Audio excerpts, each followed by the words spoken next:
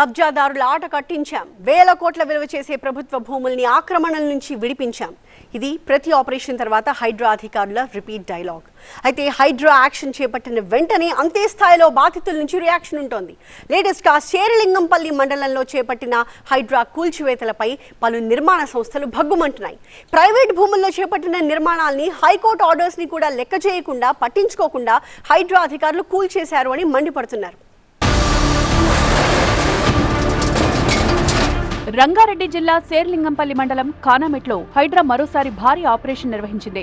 6.05 ఎకరాల ఈదులకుంట భూమితో పాటు ఆ పక్కనే ఉన్న 5.16 ఎకరాల ప్రభుత్వ భూమిని కూడా కబ్జాల చెర నుంచి విముక్తి కల్పించినట్లు మంగళవారం ప్రకటించారు హైడ్రా అధికారులు.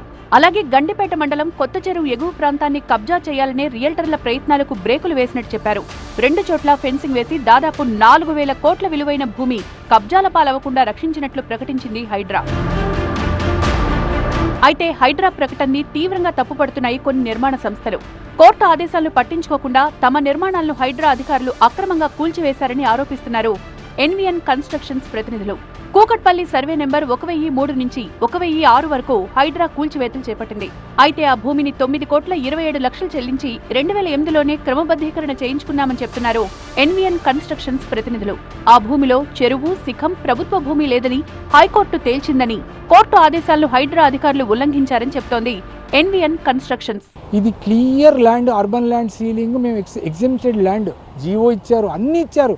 అన్ని గవర్నమెంట్ పర్మిషన్లు ఇచ్చాక వాళ్ళే వచ్చి ఒక రౌడీల్లాగా, గుండాల్లాగా హైడ్రా వాళ్ళు వచ్చి ఇలా కూలగొడుతుంటే ఇంక న్యాయం ఎక్కడ జరుగుతుంది చెప్పండి. హైడ్రా చెరువున్న Edulakunta survey number 7 Kanamet village లో ఉందని, కానీ హైడ్రా అధికారులు కూకట్పల్లి విలేజ్ లో ఉన్న తమ సర్వే నెంబర్లు 1003, 4, 5, 6లో ఈదులకుంట ఉన్నట్లుగా చూపిస్తున్నారని ఎన్విఎన్ కన్స్ట్రక్షన్స్ ప్రతినిధులు చెప్తున్నారు.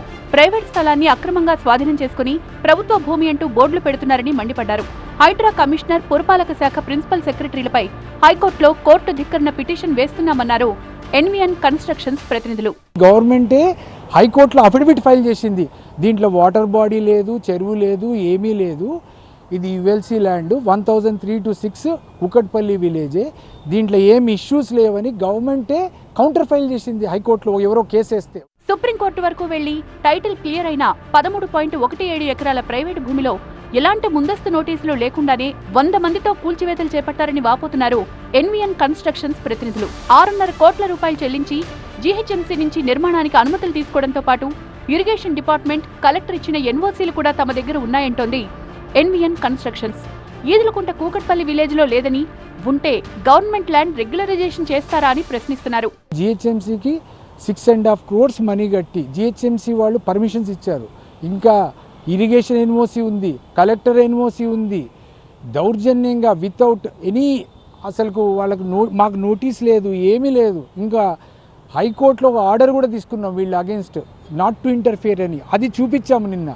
చూపించినా కూడా ఎవ్వరూ పట్టించుకోలేదు. తమ వాదనకు అవసరమైన డాక్యుమెంట్లతో పాటు కోర్టు ఆర్డర్స్ కూడా చూపిస్తోంది ఎన్విఎన్ కన్స్ట్రక్షన్స్. తమ భూమిని పాత స్థితికి తెచ్చి తిరిగి తమకు అప్పగించాలని ఆ సంస్థ ప్రతినిధులు డిమాండ్ చేస్తున్నారు.